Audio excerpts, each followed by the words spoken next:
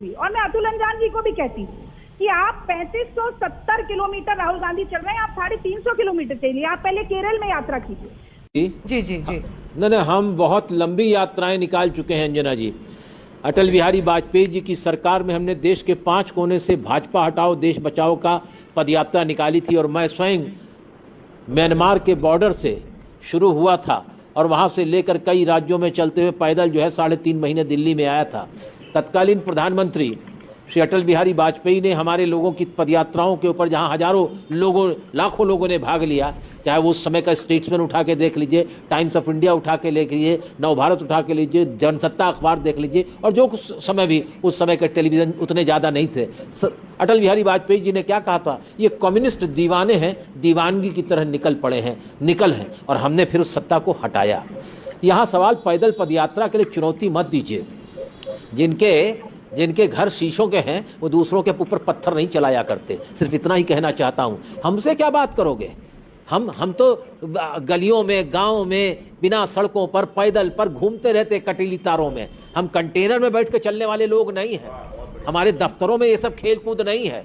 हम सब साधारण आदमी के बीच में रहते हैं, और इसीलिए मैं कहना चाहता हूँ आपसे बड़ी ईमानदारी के साथ और गर्व के साथ कि देश के अंदर एक भी कम्युनिस्ट पार्टी के कार्यकर्ताओं के घर पर ईडी का छापा नहीं पड़ा है, सीबीआई का छापा नहीं पड़ा है, इनकम टैक्स का छापा नहीं पड़ा है।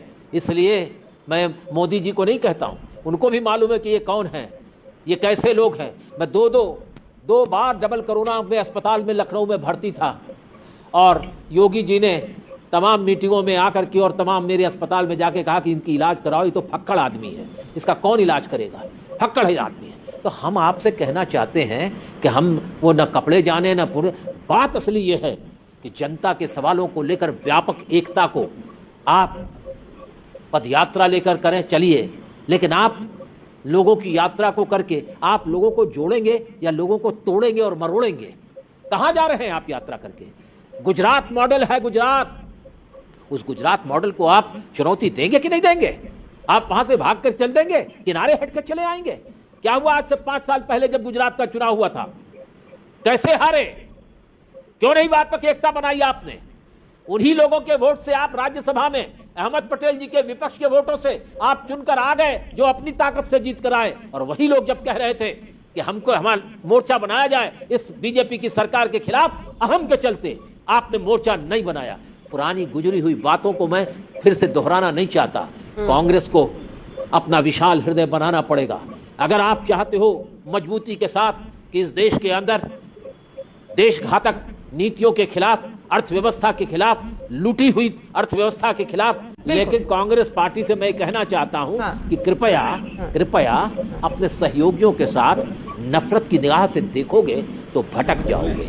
अगर वो समझते हैं कि केरल में ज्यादा यात्रा करके वो वामपंथी और कम्युनिस्टों को उखाड़ फेंकेंगे, तो ये उनका दिवा स्वप्न है। और इस स्वप्न को लेकर अगर चलना चाहते हैं तो देश की राजनीति जो परिवर्तन का मोड़ चाहती है, उसमें फिर कांग्रेस पार्टी कोई भूमिका नहीं निभा पाएगी।